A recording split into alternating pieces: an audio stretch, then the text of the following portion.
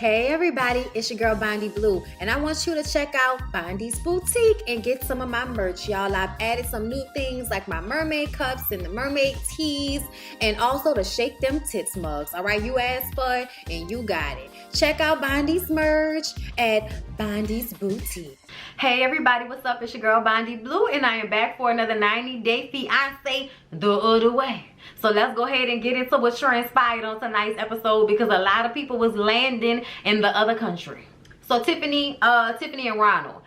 Tiffany and her son Daniel get to the airport and they are met by Rhea, Ronald's mom. They grew really close over the time when he got back into gambling and relapsed and everything was going into the shitter. And Rhea and Tiffany really had a bond after that, and she had this little shark for the kid, and everybody's excited. I mean, the kid is just jumping in and out of his skin. Like, he can only keep still. He can't keep still. Hardly. He cannot keep still because there's so much excitement going on with them being in South Africa and him meeting his dad. And I hate that. I hate that she allows that. You don't know him yet. Do not call him that. He is not your dad. It shows that you're trying to make your child dependent upon somebody. It's almost like he is starving for a male father figure, you know. And the fact that you allow him to feel so comfortable with somebody that you don't even trust will do the things that he says he's gonna do, I just think it's irresponsible. But I didn't already let y'all know that I feel like Tiffany bringing her 8-year-old son to South Africa for a man with a gambling problem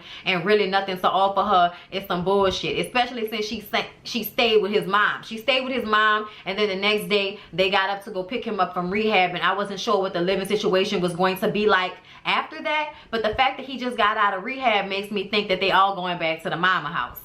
Either way, when they pull up to the rehab, y'all, I always wonder what the you know, race relations are like in South Africa when I see, you know, white people. You know, I wonder what the energy is, because like I didn't see anybody that wasn't white in that situation. So I was just kind of like, so is everybody separate, or do people actually like mesh together? Like, what happens there? Either way, you know, if you've been there, comment down below and let me know what the experience is like. I'm curious. I would love to go eventually all over Africa. Actually, I have a couple of different countries that I would like to go to, you know, but I guess it depends on when I really get into the research of going there and what has to be done, and you know, where you stay and all of that. But I would really like to go to the Ivory Coast for sure. But I'm sorry, I'm getting ahead of myself. Let's get back into the storyline. So as soon as they pull up to the rehab, which is on like this really, you know, large amount of land, but it does kind of look destitute on the way there. They look like there was some homeless people, so it's kind of like, we don't know what's going on here. But they get there and Daniel jumps out the car and daddy, and he runs and he picks him up and he hugs him. And from what Tiffany and Rhea said, the energy that Ronald is exhibiting seems to be different and lighter than when they left him there. And he seems to be in a better place, and they are both optimistic and happy about the result. He gets a certificate and everything. He's finished the program, and they're just hoping that this will consist and this will continue, because everything is hanging in the balance. Y'all know that she's supposed to get married in a week, which confuses me because she keeps saying that she doesn't know if she's going to move to South Africa and she has 90 days to decide what she's going to do. But then you're telling us you get married in a week. So which one is it, bitch? Are we holding off on it, or are we doing it? You know what I'm saying? I guess she was gonna get married to him, and then if it didn't work out, just get an annulment. Like, I guess if that's what you want to do, I don't understand why y'all can't travel back and forth. Go out there to South Africa for the summer, come back home, have him come and visit you for a little while if he can do that. Because I wonder if he can't because of his gambling situation. I missed if they said if he can come here or not. If y'all heard if he can come to America or not, comment down below and tell me. But please try to check below and see if somebody else then commented and said something, so I don't have to see the comment over and over and over and over and over and over and over and over again. All right, I love y'all. Thank you. But Tiffany is still unsure of whatever decision she will end up making. So y'all, Corey and Evelyn, I don't know why this is happening. Corey must be a glutton for punishment. Corey must be one of them type of men that secretly like to, you know, like to be dominated and beat by a woman. You know what I'm saying? And then spend a lot of money doing that. Because that's the only reason why I can see you wanting to be with this raggedy ass girl that seems to not give a damn about you, really. He FaceTimes her and tells her that he sold his car, he's quit his job, he's told his family. And she's like, oh good, so that means you're ready to come out here. All right, cool. So we ready to come out there. And he's like, you know, you sure everything's gonna go good when I come out there? And even though I agree with the realness of it all, like, you can't promise anybody anything. You can't make any promises. Y'all can both say that, oh, it's gonna be wonderful, it's gonna be a fucking fairy tale when you come down here. We know it's not gonna be that. So it doesn't even matter what she says. The expectation is already messed up to me, because she wouldn't even reassure him. Like, it's not that it's gonna be perfect, but it's that you can reassure him that you have the best intentions for it to work out. But Evelyn is like, you know, I hope it works out. But, you know, if not, we're two young people that can move on with our lives. And Son is like, are you serious? Plus, he's planning on proposing to her again. And the last time he tried to propose to her, she got really upset about it. Apparently, Evelyn doesn't want to get married, but she's comfortable with taking a man's whole life savings and encouraging him to move to another country for the rest of his life to be with her. Girl, you done lost your fucking mind. She done lost her damn mind, y'all. He get on a plane after all of those negative feelings that he had. He has this, you know, sorrowful cry and long hug goodbye with his mom and dad, which shows that their relationship is very deep. I wouldn't even say codependent, because he travels a lot, he gets out. I don't think it's codependent. He's willing to move to another country. It seemed as if their relationship is very, very tight, very tight knit, and I can appreciate that. I really can. You know, I love a tight knit family. I have a tight knit family. Well, not that tight. We don't all live on the same plot of land, but that would be dope if we all lived in like the same 5-mile radius. That would be cool. So he gets on the plane, y'all. Gets to Ecuador after, what, 2 days flying? And she's not even at the fucking airport, y'all. She's not even at the airport, y'all. When he calls her, she's like, oh yeah, I'm still at home. You can just catch a bus. You're a big man, you can catch a bus.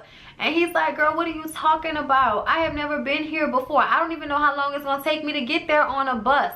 Like, what are you talking about? She don't care about him or his feelings. He's worrying about getting robbed or stabbed or something. And she's like, oh, you'll be fine. Just get on the bus. I said, bitch, that's when I would have went ahead and cashed that check in and tried to see how much I would lose when I sent my ass back home. Because I'm not moving somewhere to be with somebody and do all of that. But I know that he put too much money into this situation, which I also think is stupid, for you to give her all of your savings. That was fucking dumb. I don't even know how else to like respond to that. Like, I know if his parents would have knew about that shit, they'd have said something about it. So y'all, we finally get to meet the last couple that we have not yet seen, which is Ji-hoon and Devin. Okay, Ji-hoon is South Korean.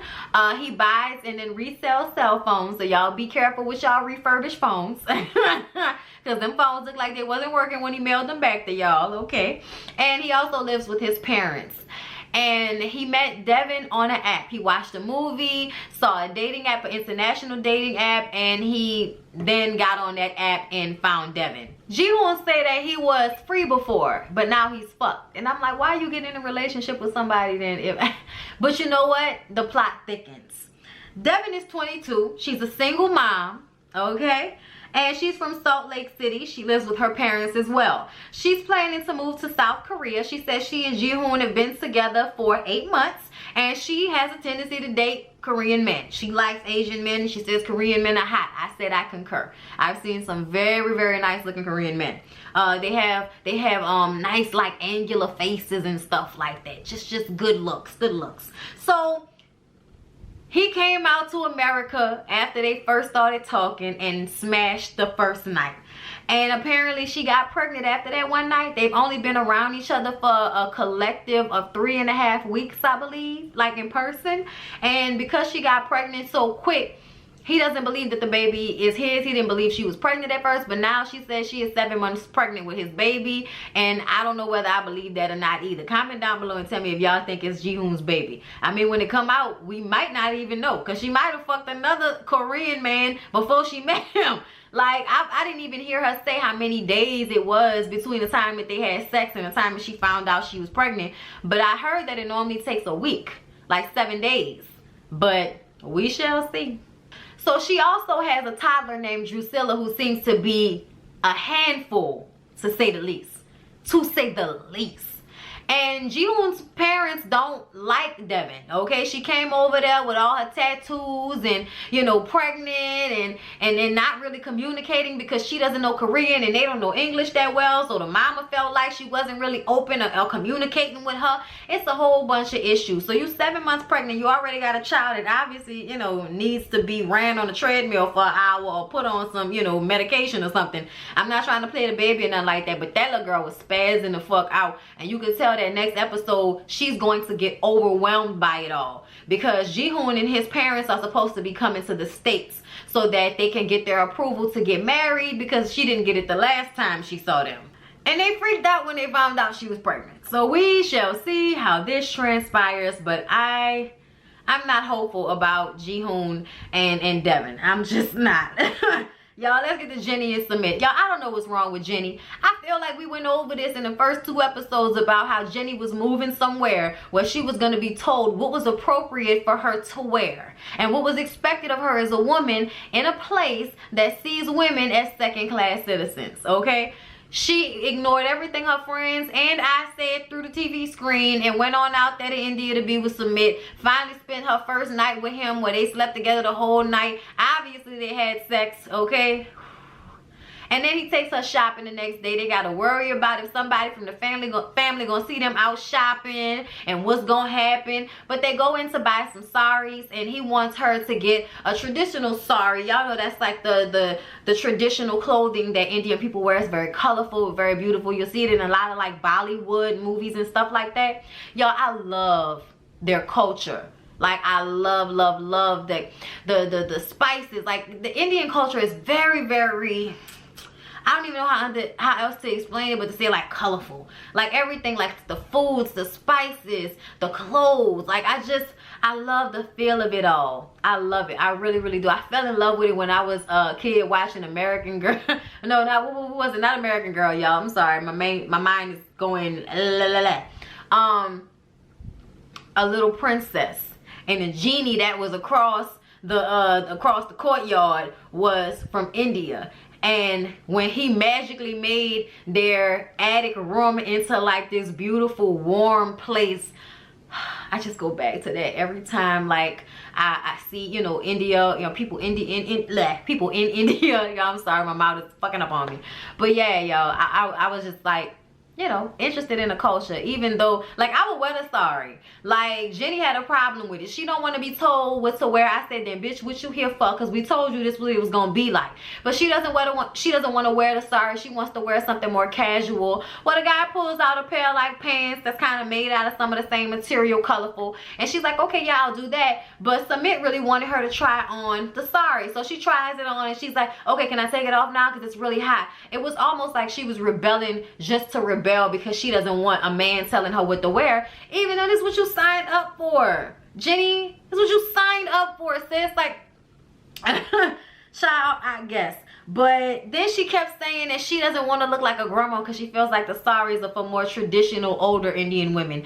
And she's an American woman. And I said, then take your fucking ass back to America because you are an old woman, whether you over there or over here talking about, I don't want to be the auntie. The auntie, what are you talking about? Jenny, you're a grandma. What are you talking about? You're a grandma, Jenny. Literally, you're a grandma. What are you talking about? I was so mad at her because I'm like, why would you come here and then be disrespectful about their culture the way she was? I would have wanted at least one of them. Honestly, I would have wanted more than one because I think they're actually very beautiful. And if I'm going to be there, I would love to be, you know, all in a sari and everything. I want a pink one. I want a purple one. Like, somebody get me, you know, like a black and gold one in there somewhere. Show out for me. The beading on the one she tried on was so extensive and so beautiful. I don't know how she was not, like, in awe of the clothing. Like, I don't... But we can tell why she wasn't in all the clothing. Look at Jenny. Casual. Bitch. What? Kmart. Casual. Fuck out of here. That shit. Y'all, look. Anyway, we'll see how this goes down. But she was wearing one in the confessional, so it seems like he must have dicked her down enough for her to submit to the clothing. But we, like I said, we're going to see what go on with these people, y'all. Please don't forget to like, comment, and subscribe to my channel if you have not already. I love y'all, and I will see y'all in the next one.